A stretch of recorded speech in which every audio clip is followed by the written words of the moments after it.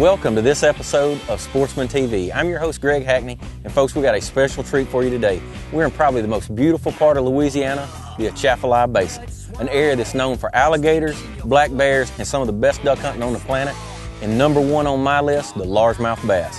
Come with us today and see if we can't take this place apart and catch some of those bass.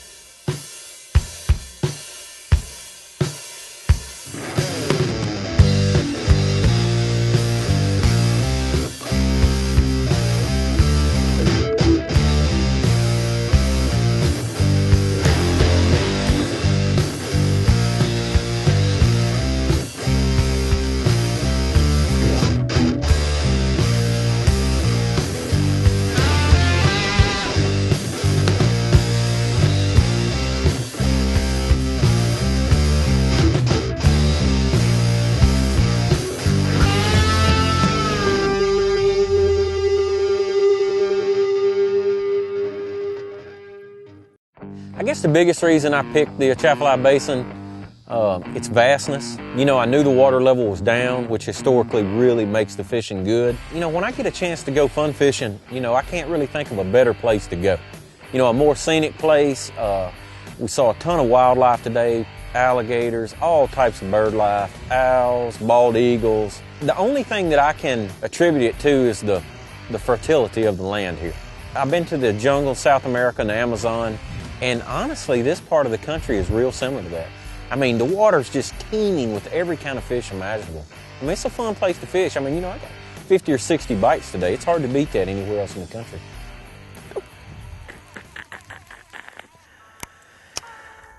Yeah, I got a feeling we're going to be able to catch one today. It's probably, you know, honestly, I was thinking, I fished on the other side, on the Verret side, you know, in recent times, but this is probably the first time I've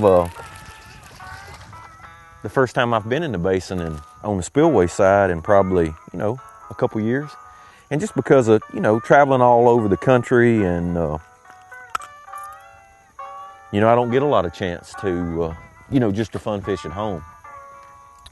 So an opportunity to spend a day in the basin is, you know, it's going to be fun.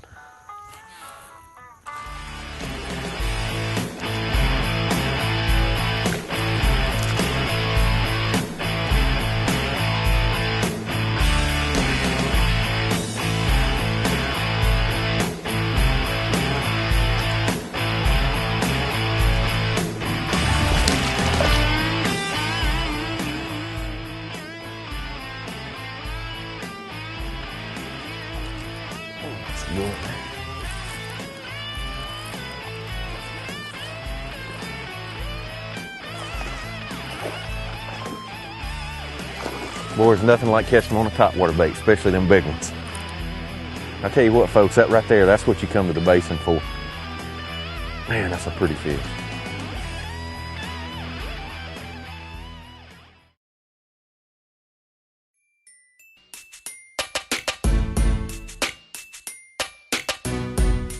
It's that time again. It's time to get stocked up for the Louisiana Sportsman Bass Championship Open. We're here at Bowie Outfitters, and there's a couple baits for this time of the year. You know, it's springtime, those fish are moving shallow, those females are getting ready to spawn, and there's a couple things out there that I think could be a really big factor in this year's tournament. A lot of times during this tournament, it's warm, starts to warm up, those big females are moving shallow. Number one on my list for catching a big sack of fish, KVD Sexy Frog. You know, people think about this in the warmer months, a little later on, but those big fish get on it. As soon as that water temperature reaches 55, 60, it's perfect. Another thing, square bill, shallow running crankbait, either a cat special or a crawfish pattern. These are KVD 1.5. Cover a lot of water, hit a lot of stumps, catch a lot of fish.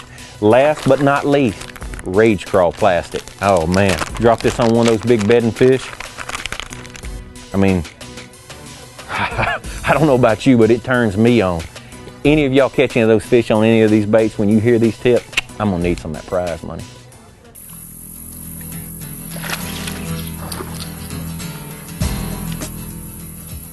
You know, the first thing I was looking for today was clean water. That's number one.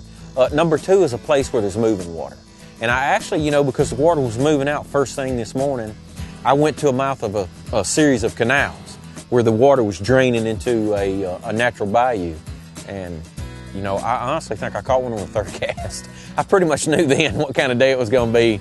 And I mean, it was, you know, I mean, it was all downhill from there. I caught them every other cast for a while, picked a topwater bait up, caught a big one, you know. Really got keyed in on what they were doing. It was a certain deal. They were on cypress trees. They seemed to like the trees that had a little washout underneath them, and they were kind of on a point. And once I got dialed into that, then I can just go from tree to tree to tree and catch them. And when we, you know, really got it going, there was one on every tree. I think the biggest one I caught today come off a giant cypress tree. You know, it's just real key. Knew I was going to get bit. I threw in there, got bit. The next cast, I catch the big one off the tree. You know, I mean, it makes you feel good when you click like that. You know what's happening. You know what to do. You know where the next move's coming, the next fish is going to come from. You know, we've got a real textbook situation right now. You know, we've moved out, it's later in the day, the sun's getting higher. We've got good current flow. You know, the water's moving real good through this bayou, and those fish are just set up perfectly right behind the tree, just out of the current. There's another one. I mean, it's just, every time we get to one of those places, you know, I get a bite. You know, so what I'm going to do, if you look down through there, you know, there's stretches where there are no trees, so we're just going to jump from tree to tree because we figured out now that those fish are on those trees, and there's no reason, you know, to waste any time on an area that doesn't have a tree. And the biggest thing, it's not necessarily a tree, it is a current break, you know, so a log, a stump, you know, anything like that to break that current flow. And that fish just sits right behind it looking upstream, you know, regardless, because, you know, there'll be a time of the day when the water comes from the other direction. They'll just reposition around on the other side of the tree. And they're just waiting, you know, for something to come swimming by so they can run out and grab it.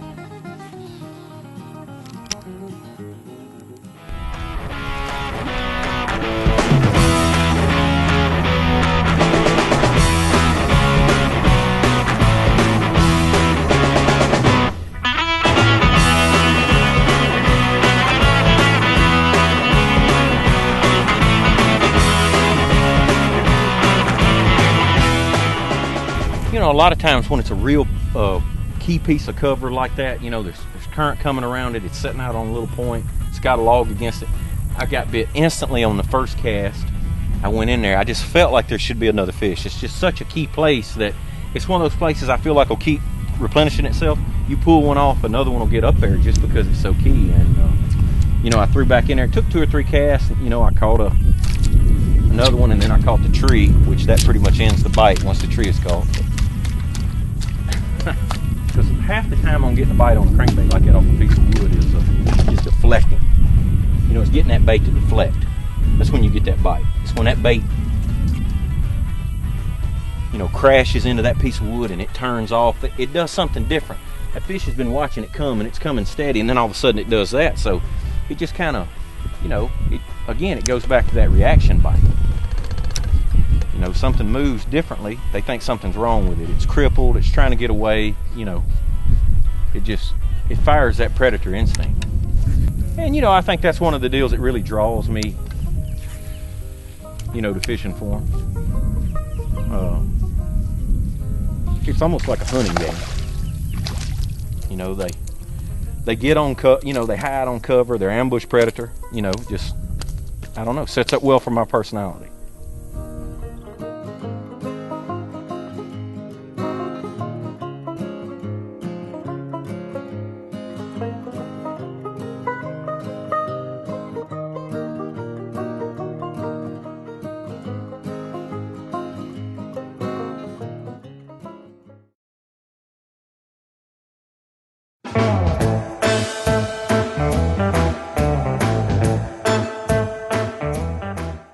How y'all doing today? Ken Sherman with Front to Back Boat Service in Baton Rouge, Louisiana. Here today talking about boat trailer segments, things to do with fresh and saltwater boat trailers. A lot of people in South Louisiana, we fish here in the saltwater market, so we want to kind of give y'all some heads up things to check on your trailer, especially after hunting season, just getting started with a new season kicking off. We're going to start here on the front of the tongue. Things that we like to do is, as duck hunters usually have a dog laying around the house, and he likes to chew the pigtail up a lot. So want to make sure your pigtail's in good shape. You want to check and make sure your safety chains are not rusted or corroded or have any problems with them breaking off. Other thing you want to do is those that have trailer brakes, we want to check our trailer brake fluid right here. It's very important because you'll get that thunking sound in your boat trailer. Usually means you're low on fluid or your trailer brake's not working or possibly plunger. You check your fluid to make sure that that's in good shape there. While we're on the front here, we're going to talk about your tongue jack. This is a thing that's very important because the tandem axle trailers, you can't pick up the trailers at all. You want to make sure this thing's in good shape. Crank it up, crank it down at time. Those that got grease fittings on them, let's make sure we pump a shot of grease in it because it does have pinion gears in the top that works. Right here on the front, we want to check our bow strap. Probably the most important thing going because our South Louisiana highways here are pretty rough, so they are pretty hard on the strap. So we want to make sure our strap's not dry rotting, torn, or cut or anything like that. And then you want to make sure if you have a safety chain on it, like this one right here has a safety chain. It's very important to have that here as well. In case you have an accident, the boat strap does break, it does give you a backup. Moving on down the trailer to probably what I consider to be the most important part of your trailer is your wheels. These things sit up in one position during hunting season, 2 months, 3 months or so, never get moved. One thing I like to recommend guys to do is take a floor jack and come under the axle, jack each wheel up. And what we're looking for is we're looking for slack in the wheel. And then when you spin it by hand, you can hear any grumbling or gravel sound. As long as you don't have any slack in the wheel, and as long as you don't hear any of the grumbling sound, everything seems to be okay on that wheel. What I would do is pump about 2 to 3 good pumps of grease in the wheel. Spin it a couple more times just to make sure. You don't want to blow grease out the back of your oil seal in the back. Your wheel hub will actually rust up, your nuts will corrode on. 4-way lugs and cheetah bars, you try to get these things to break them off. On the side of the highway, that's a very difficult and a bad place to be in. So what I'd recommend is go ahead and check that while you have it down. Make sure that's good. Moving on to the back of the trailer, we have running lights. Very important part. You like people to know that you're stopping when you're stopping or turning when you're turning. And if they're not working, there's a possibility you could have a rear end problem there. So what you want to do is if you get a chance, hook it up to your truck before you leave. Walk through and do a light inspection all the way around your trailer to make sure all your lights are working. You want to make sure you got brake lights, tail lights, running lights. Very important. So with that, have a good time.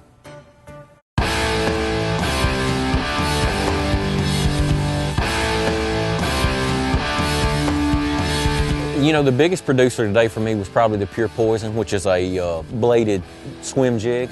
You know, it's basically just like a regular jig, but it's got a blade on it, causes it to vibrate. It's a bait I have a lot of confidence in. I catch a lot of big fish on it. You can cover a lot of water with it. Really what you need here is something that resembles bait fish, but yet something that resembles crawfish.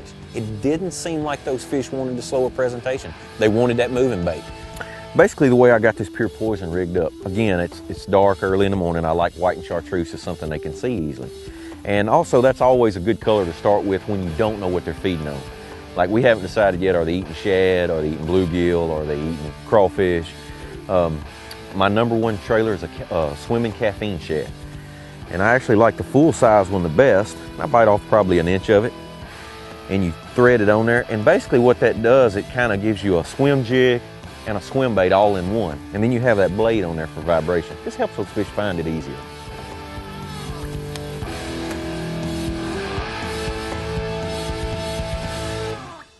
Well, you know, the navigation here is spooky if you look at it on a map because it's such a maze of stuff, but there are such good aerial photos made of this place. And also with today's GPSs, you know, my GPS shows every canal, every ditch. There's a lot of places here where the water's 8 to 15 foot. You know, most of the time today, every canal that we ran in or natural bayou that we ran in, that, you know, they were all had good water, you know, and you know, you can see some visible snags. But as far as running over anything, you have to worry about that part when you get more in the lakes. You know, as long as you stay in the canals and the natural bayous, you know, there's plenty of water to get around in.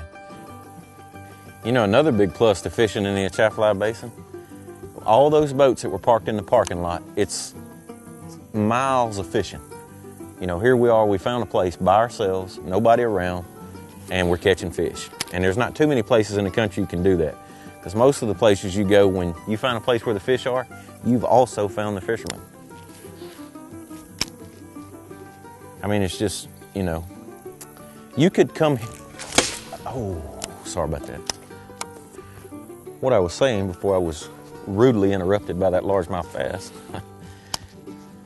that you could fish a new area in the basin every day for the next year and never fish the same place twice. You know, I think that's one of the appeals to this place. There's 100 boats in the parking lot this morning, bass fishermen. We go out there and start on a stretch and start catching them and don't see another boat till halfway through the day, and then only see a couple. And we're catching fish. In most places in the country you go, when you're catching fish, you don't have any water to yourself. You'll be sharing it with those other 100 boats. But this place is so big and so vast and so scenic. I mean, you know, I spent a lot of time around the country on some pretty places, but nowhere any more scenic than here. I mean, we caught bass off of cypress trees. I mean, how can it get any better than that? That's where, if I drew where they're supposed to be, that's where they're supposed to be. You know, we go to these rock lakes all over the country, you know, they're not supposed to live there. I mean, these fish weren't stocked here. They were born and raised right here. They grew up here. You know, they've survived through all the storms, whatever. I mean, this is where they're supposed to be. You know, I said one time today, you know, the next thing you may see here is a dinosaur. I mean, it's that type of place.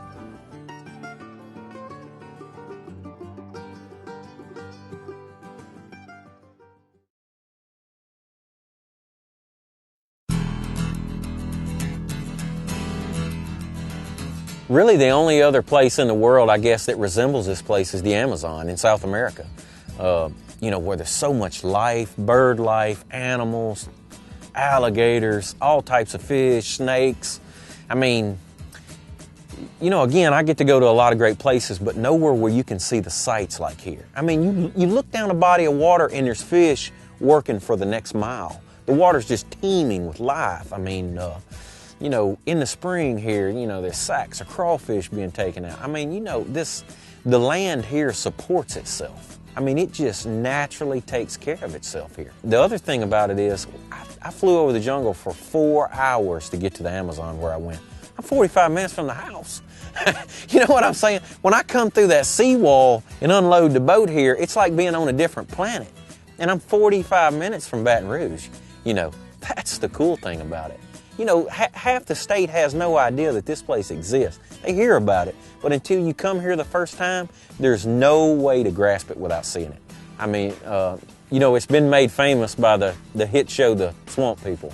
But till you come here and see how good the fishing is, not only is the alligator fishing good, but the bass fishing, the sac-a-lait fishing, you know, we caught some goggle-eye today. I mean, shoe pick, anything you want to catch, big garfish, this place has got them. Giant catfish, whatever you like to fish for.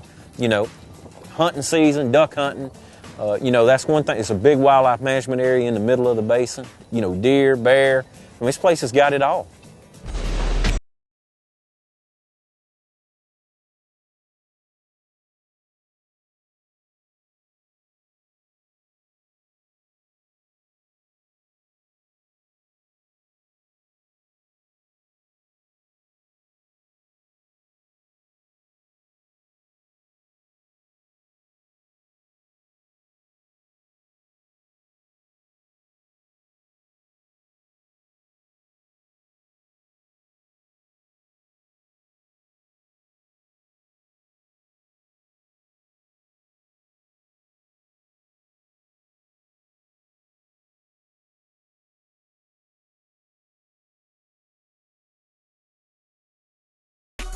But it's sure nice to get to fish around the house because our fishing is so good, and I mean, it looks like a place where a bass should live.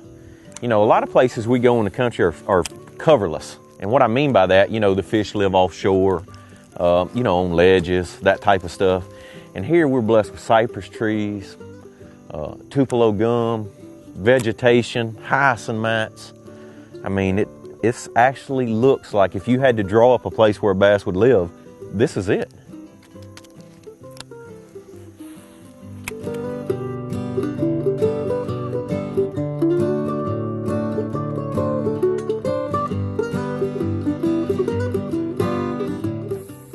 I mean, again, this is 45 minutes from Baton Rouge. There he is, biggin'.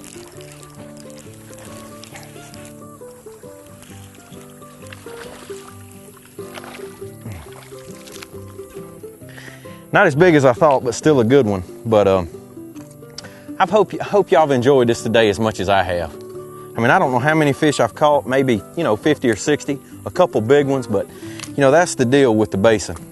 Just a ton of good fish this size, fun, miles of fishing water. We saw very few people today. but just, I could not think honestly of a better place on the planet to spend a day fishing. And we'll see y'all next time on Sportsman TV.